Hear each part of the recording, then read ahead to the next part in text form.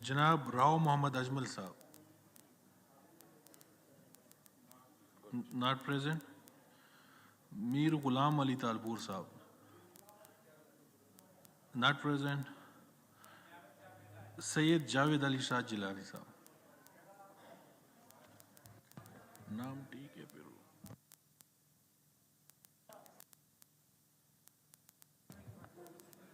बिस्मिल्लाहिर्रहमानिर्रहीम। Thank you mister deputy speaker. आज budget इजलास के हवाले से चंद बातें मैंने गुजारिशात करनी हैं। बजट जिन हालात में पास हम लोग कर रहे हैं, इससे शायद बेहतर नहीं हो सकती थी। और बजट जो हम आज पास कर रहे हैं वो सिर्फ 1 महीना और 12 दिन के लिए ही होगी। उसके बाद इंशाल्लाह हम इलेक्शंस में जाएंगे। मिस्टर स्पीकर, मुझे देख के बड़ा अफसोस हुआ कि जो रेन डैमेजेस सिंध में हुए और स्पेशली हमारे डिस्ट्रिक्ट में हुए, उसके लिए गवर्नमेंट ने कोई खुसूसी फंड्स नहीं रखे हैं बजट में, और वहाँ के हालात आज भी अबतर हैं। 22 लाख घर एक तखमीने के हिसाब से टूटे थे पाकिस्तान में, जिनमें 18 लाख सिर्फ सिंध में है। इंफ्रास्ट्रक्चर सारा टूटा हुआ है, सड़कें बह गई हैं, लोगों की मूवमेंट जो है वो पॉसिबल नहीं है। खुसूसी तवज्जो हमें चाहिए थी फेडरल गवर्नमेंट की टू रिकन्स्ट्रक्ट दी थिंग्स जो भी वहाँ पे टूट फूट हुई है। ये इतना ज़्यादा हुआ है कि उसकी मिसाल नहीं मिलती, और मैं शुक्रगुजार हूँ वज़ीर-ए-आज़म साहब का कि वो ख़ुद चले थे और उन्होंने खैरपुर भी गए थे हमारे इलाके में, और जगहों पे गए थे। उनको पता है कि कितने डैमेजेस वहाँ थे। हमारे हाईवेज़ की हालत, चाहे वो इंडस हाईवे हो, चाहे नेशनल हाईवे हो, चाहे बहरान हाईवे हो, इस वक्त तो चलने के काबिल नहीं है। आपको पता है कि ये जितने भी आपकी ट्रैफिक है, हमारे पोर्ट्स हैं, सारी एक्सपोर्ट्स और इंपोर्ट्स वहाँ से होती है।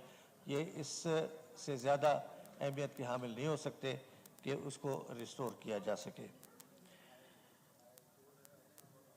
हम बड़े मुश्किल हालात में हैं, और इस बजट की जो मुश्किलात हैं वो हमारी प्रीवियस रजीम के हवाले से ही अबतर है। मुझे बड़ा अफसोस है कि हम लोग उसके ख़िलाफ़ कुछ भी नहीं कर सके। देखें, सियासी बात मैं कर रहा हूँ कि हमारे शहीद भुट्टो को हुकूमत से हटाया और ईद की रात उसको लाड़काना से गिरफ्तार किया गया था, हत्ता कि उनका आखिरी दीदार भी उनकी फैमिली को नसीब नहीं हुआ। मोहतरमा शहीद हमारी, उनको यहाँ शहीद किया गया, उसका भी कोई पता नहीं। हमारे आसिफ अली जरदारी साहब चेयरमैन, को चेयरमैन जो हैं, उन्होंने उनका बहुत ही बड़ा कंट्रीब्यूशन है जब वो सदर रहे। उन्होंने, आपको याद होगा कि 200% आर्मी की सैलरीज बढ़ाई थी और 150% सिविलियंस की सैलरी बढ़ाई थी। और सबसे बड़ी कुर्बानी जो है 52(8)B की कुर्बानी दी, जिसकी वजह से आज असेंबलियां अपनी मुद्दत पूरी कर रही हैं।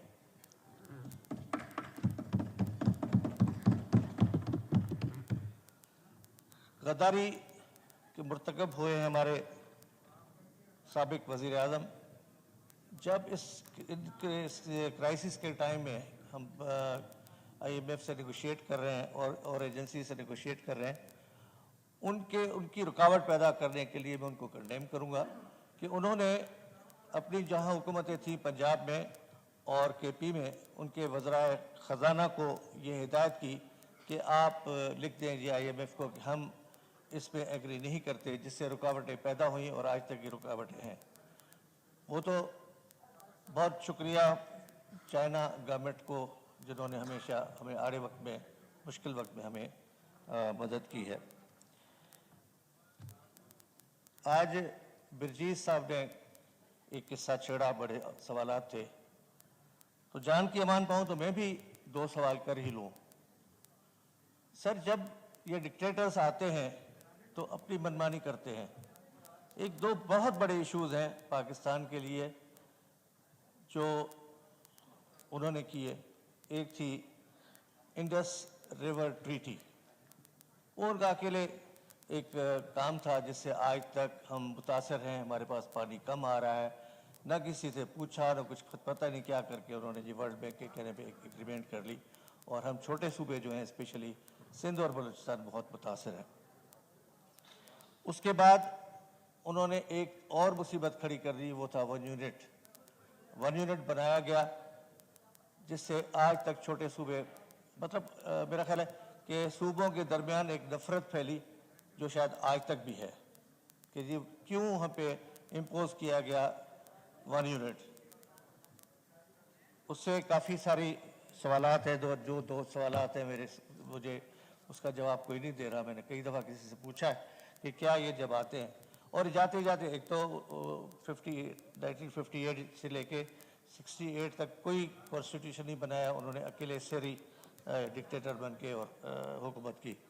اسی طرح سے مشرف نے بھی یہ کیا. ضیاء الحق نے تو اس سے بڑھ کے کیا کہ 90 دن کے لیے آیا, 11.5 سال بیٹھا رہا. اس سے جتنا آپ اندازہ کریں 30-35 سال کا ٹوٹل پیریڈ ہوتا ہے, اور اس ملک کو بہت زیادہ نقصان ہوا. اس سے آپ جسٹیفائی نہیں کر سکتے جتنے لاسز آپ کو ہوئے ہیں.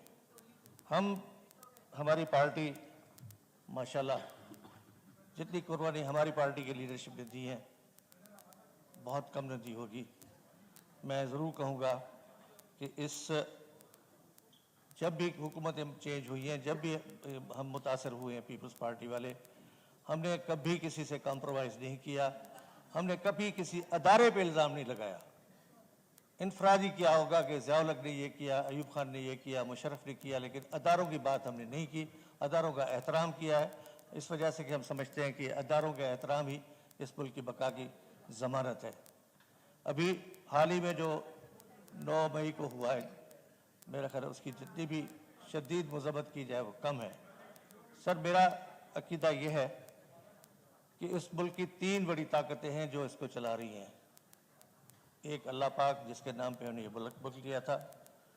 دوسرا وہ کانسٹیٹیوشن جو شہید بھٹو نے اور اس وقت کے تمام بڑے اچھے لیڈرز نے دیا آپ کو, جو آج بھی ہماری بقا کی اور سالمیت کی ضمانت ہے. اور تیسرا یہ آرمڈ فورسز ہیں. اگر ہم اپنے اداروں کی عزت نہیں کریں گے تو پھر کون کریں گے؟ جو کچھ 9 مئی کو ہوا ہے اس کی بالکل میں کھلے دل سے کہتا ہوں کہ اس کی جتنی مذمت کی جائے بہت کم ہے.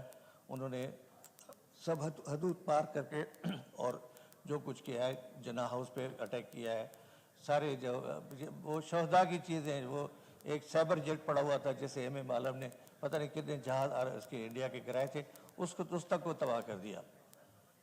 تو میرا خیال ہے یہ ہائی ٹریزن ہے, اور مجھے یہ بھی سمجھ میں نہیں آ رہا کہ اس بندے پہ ابھی تک کسی نے ہاتھ کیوں نہیں ڈالا. ہمارے خلاف تو کوئی بھی ایسی باتیں نہیں ہوتی تھی, لیکن پھر بھی اٹھا لیے جاتے تھے. شہید بھٹو جیسی شخصیت کو کیا قصور تھا اس کا جھوٹے کیس میں؟ سر ایک پرانی مثال ہے, سر ونسٹن چرچل نے جب 2nd ورلڈ وار میں تباہی ہوئی تھی تو انہوں نے ایک میٹنگ کی, تو انہوں نے کہا جی کیا لاسز کیا ہیں؟ انہوں نے کہا لاسز تو بالکل ہی تباہی ہے. تو اس نے ایک سوال کیا تھا, از اور جوڈیشری انٹیکٹ؟ تو انہوں نے کہا یس. تو انہوں نے کہا جی we are not the losers, اگر ہماری جوڈیشری ہے. اور یہاں پہ ہماری جوڈیشری سے انٹیکٹ نہیں ہے, ان کانٹیکٹ ہے. ان کانٹیکٹ ہے. آپ دیکھیں جو مثالیں ریسنٹ ہوئی ہیں, مجھے سمجھ میں نہیں آتا کہ کس طرح یہ ہوئی ہیں. اور ایک بندہ آیا, اس کو کہتے ہیں جی welcome, good to see you here. پھر کورٹ آتے ہیں تو پیشی کے وقت انہوں نے گاڑی میں بیٹھ کے جب بھی پیشی دی ہے. مجھے تو یہ لگتا تھا کہ اگر یہ مسئلہ زیادہ چلا تو شاید کورٹس اٹھ کے زمان ٹاؤن چلی جائیں گی, زمان ٹاؤن جا کے وہاں پہ ان کو بیل دے کے آئیں گی. یہ انفرادیت, یہ تضاد جو ہے نا, یہ کسی بھی کے لیے اچھا نہیں ہے. ہمیں اپنا قبلہ درست کرنا پڑے گا. اور دیکھیں کافی سارے ایشوز ہیں. ہمارے شہید ذوالفقار علی بھٹو کے کانسٹیٹیوشن میں جو دیا تھا پروونشل اٹانومی, ہمارا ایک صدا کا مسئلہ رہا. اگر پروونشل اٹانومی ہم شروع میں دے دیتے تو یقین سے کہہ سکتا ہوں کہ بنگلہ دیش بھی ہم سے نہیں جاتا. بنگلہ دیش کے جانے کے سبب یہ تھے کہ ہم نے پروونشل اٹانومی ان کو نہیں دی.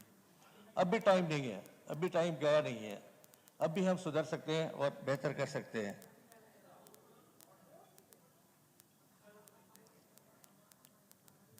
یہ جو میں ضرور کہوں گا کہ جہاں اور ہی قربانی دی ہیں وہاں پہ نواز شریف صاحب کو بھی وزارت سے ہٹا کے, وزارت عظمیٰ سے ہٹا کے ان کو بھی جیل بھیجا گیا. ہماری ساری لیڈرشپ, جو بھی 2 پارٹیاں ہیں, ان کی زیادہ لیڈرشپ, مجھے سمجھ میں نہیں آتا کہ زرداری صاحب کا کیا قصور تھا, 11 سال اس کو رکھا گیا. عدی فریال ہماری بہت محترم ہے, ان کا کوئی قصور ہی نہیں تھا, ان کو جیل میں رکھا گیا. مریم صاحبہ کو, نواز صاحبہ کو رکھا گیا. تو یہ ان چیزوں کو ریکنسیڈر کرنا پڑے گا. اس کو جب تک یہ ہم اس کی کر دیں گے, اس کی کیا ریکٹیفائی نہیں کریں گے تو یہ مسئلے حل ہوتے رہیں گے. یہ سارے سوالات ہیں سر, شروع سے پاکستان. آپ نے, میرے بھائی نے لیاقت علی خان کی بات کی, تو جناح صاحب کی بات کیوں نہیں کی گئی؟ جناح صاحب کی موت کہاں ہوئی تھی, کس حالت میں ہوئی تھی؟ ایک ایمبولنس میں موت ہوئی تھی ان کی, سب کو پتہ ہے. کیا اس کی کوئی انویسٹیگیشن ہوئی؟ ایسے کئی واقعات ہیں جس کی انویسٹیگیشن تو یقیناً ہوئی, لیکن وہ سرفیس نہیں ہوئی, وہ آئی نہیں, لوگوں کی پتہ ہی نہیں چلا. تو یہ سارے معاملات ہیں. میں پھر گزارش کروں گا کہ سندھ پاکستان پیپلز پارٹی کی مینڈیٹ ہے, سندھ کے ہم نمائندے ہیں, اس کی نمائندگی کا حق ادا کرتے ہوئے ہمیں جو نقصانات ہوئے ہیں, دیکھیں ہمارے پاس ساری کراپس, خیرپور ڈسٹرکٹ کی کھجور 85% ختم ہوئی تھی, یہ سرکاری فگرز ہیں. اس کے بعد ہماری کاٹن وہاں تباہ ہوئی, لوگ بہت پریشان حال ہیں. کم از کم ان کو یہ سپورٹ دی جائے کہ اپنے گھر تو بنا لیں, جو روڈیں رستے بنے جو تباہ ہوئی ہیں وہی بن جائیں, تب بھی بہت بڑی بات ہوگی. آپ کا بہت بڑا شکریہ.